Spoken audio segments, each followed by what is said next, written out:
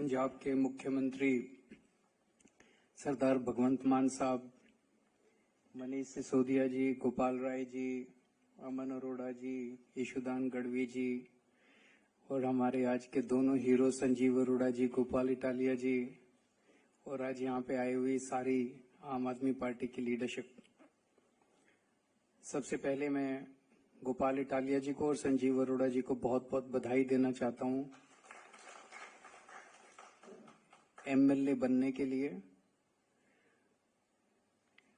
मैं उम्मीद करता हूँ संजीव अरोड़ा जी विधानसभा में जाके मान साहब के साथ कंधे से कंधा मिला के पंजाब की तरक्की में आगे बढ़ेंगे, पंजाब की तरक्की में और आगे बढ़ाएंगे और गोपाल इटालिया विधानसभा में जाके बीजेपी की नाक में दम करेंगे।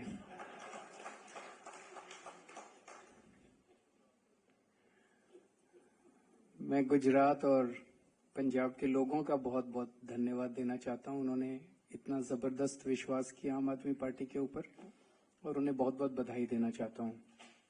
मुझे बेहद खुशी है, आम आदमी पार्टी एक आज जो माहौल है, पूरी राजनीति है, इस राजनीति के सामने एक लंबी लकीर खींचने के लिए आई है, राजनीति को साफ करने के लिए आई है, एक साफ सुथरी राजनीति प्रदान करने के लिए आई है।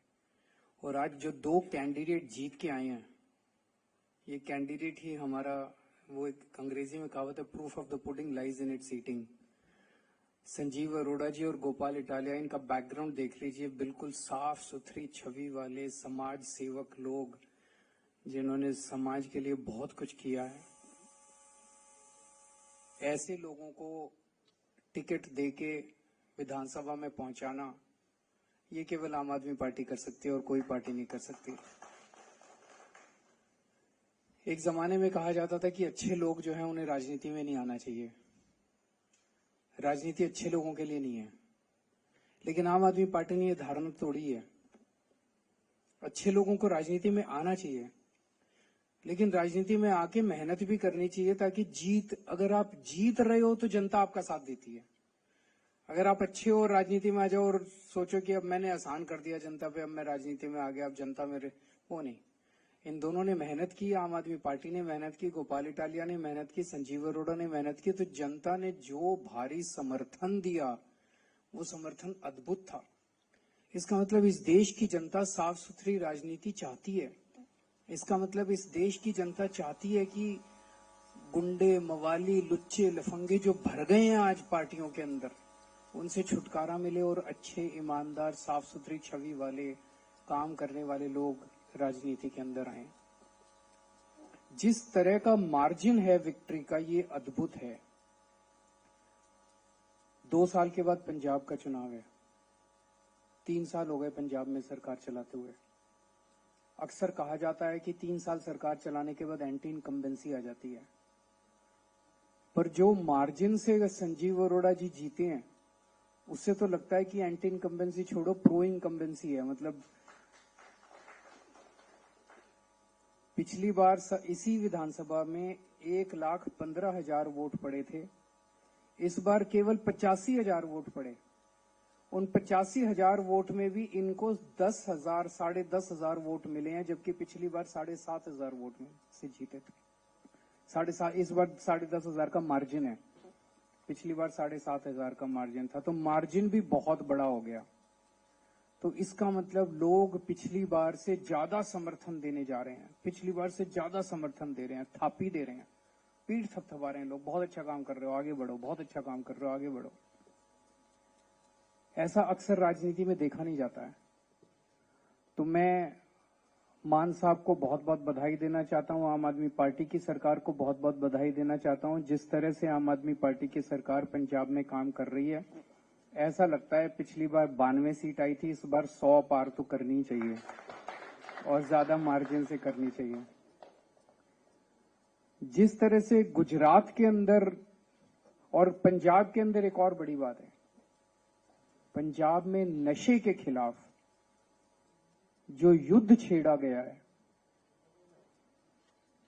मैं समझता हूं जितनी आशीर्वाद हमें गांव-गांव से, छोटे छोटे परिवारों से मिल रहे हैं, जिनके बच्चे नशे के अंदर डूब गए थे, वो नशे में बाहर आ रहे हैं, वही आशीर्वाद हम लोगों को तरक्की देता है। ऐसा नहीं कि पूरे देश में केवल पंजाब में नशा है, दिल्ली में बहुत नशा बिक रहा है, हरियाणा में बहुत नशा बिक रहा है, गुजरात में बहुत नशा बिक रहा है, गोवा में बहुत नशा, में कहीं चले जाओ देश के अंदर खूब नशा है।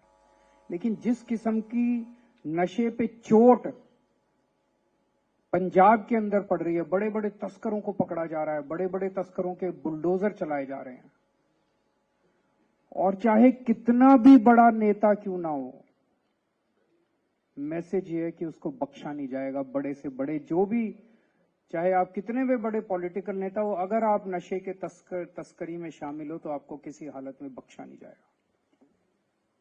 वो लोग जिन्होंने पंजाब को नशे में धकेल दिया था, सबसे पहले पंजाब में नशा लेके आए थे, उनकी जब वो लोग मंत्री थे दूसरी पार्टियों के, वो लोग मंत्री थे, अपनी गाड़ियों के अंदर नशा सरकारी गाड़ियों के अंदर लेके और पूरे पंजाब में डिस्ट्रीब्यूट किया करते थे घर घर में। ये वो सरकारी मंत्री थे, अपने घर में इंटरनेशनल स्मगलरों को रखते थे। लेकिन आज पंजाब के अंदर प्रो पीपल आम आदमी पार्टी की सरकार है, ईमानदार सरकार है। चाहे कितना भी बड़ा आदमी क्यों ना हो, कितना भी शक्तिशाली आदमी क्यों ना हो, किसी को बख्शा नहीं जाएगा। ये मैसेज पंजाब के अंदर, और पंजाब के लोगों को ये पसंद आ रहा है जो इन्होंने आम आदमी पार्टी की लखनऊ पश्चिम की सीट से जिता के लोगों ने बताया। गुजरात के लुधियाना पश्चिम की सीट से सॉरी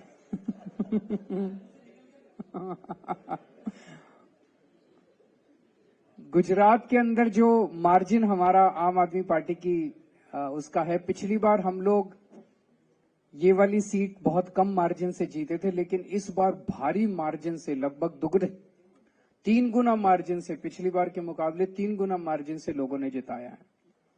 ये दिखाता है कि गुजरात की जनता त्रस्त हो चुकी है। मैं अभी गुजरात गया था जब आखिरी बार चुनाव प्रचार के लिए, तो गुजरात सरकार में काम करने वाला एक मंत्री मिला मुझे, उनका मंत्री बीजेपी का।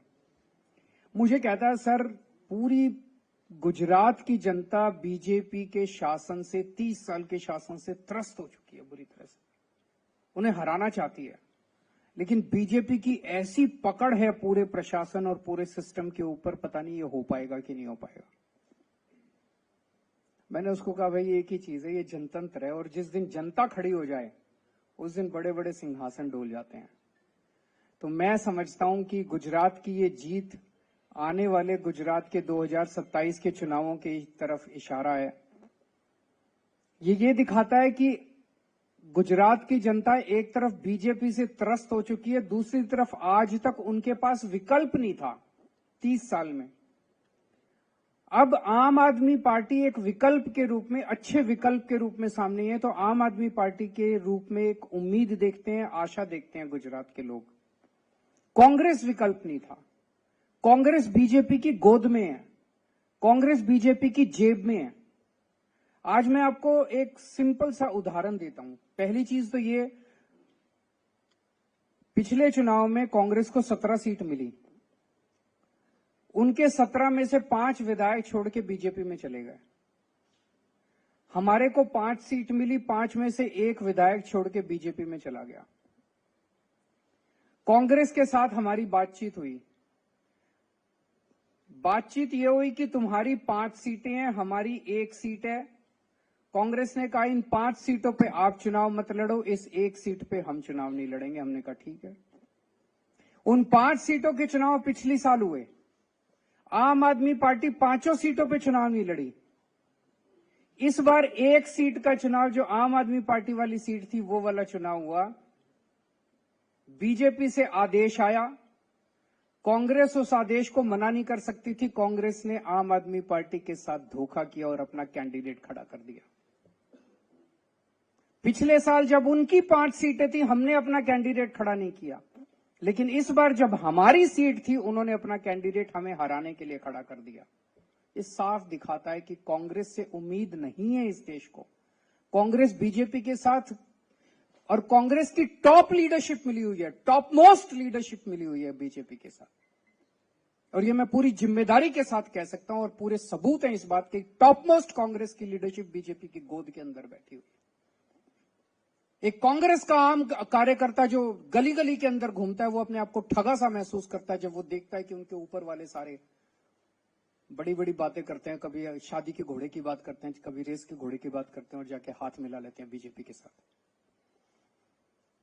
लेकिन बड़ी इंटरेस्टिंग है, अल्टीमेटली तो जनतंत्र है, जनता मालिक है। वो 5 सीटें हमने छोड़ दी, फिर भी वो हार गए कांग्रेस वाले।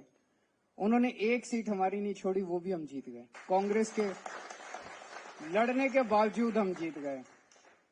तो जनता भी अब धीरे धीरे कांग्रेस को, और ये दोनों पार्टियां इकट्ठे होकर लड़ रही हैं, ये क्या दिखाता है? ये एक सिस्टम है। आम आदमी पार्टी कांग्रेस और बीजेपी से नहीं लड़ रही, आम आदमी पार्टी इस व्यवस्था से लड़ रही है।